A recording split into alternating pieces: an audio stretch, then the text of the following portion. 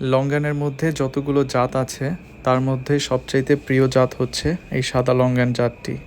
এই লঙ্গান যেমনটি দেখতে আকর্ষণীয়, ঠিক তেমনই এর স্বাদ, এর গুণাগুণ, এর সুঘ্রাণ।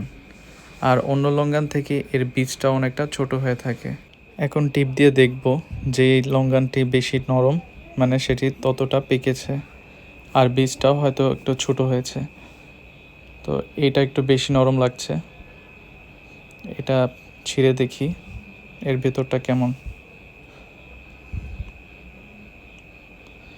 এর খোসাটা একটু টাইট, হাত দিয়ে কষ্ট না করে একটা কামড় দিয়ে দেখি।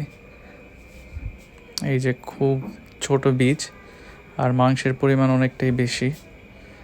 বীজ অনেকটা শুকিয়ে আসছে, এটা যত পাকে তত আস্তে আস্তে ছোট হতে থাকে। আর এর টেস্ট খুবই অসাধারণ, লিচুর থেকে একটু আলাদা। এটা লিচুর থেকেও বেশি মিষ্টি। এই যে বীজটা দেখেন খুবই ছোট, আর সবচেয়ে বড় কথা হলো এর ঘ্রাণটা খুবই সুন্দর অন্য লঙ্গান থেকে।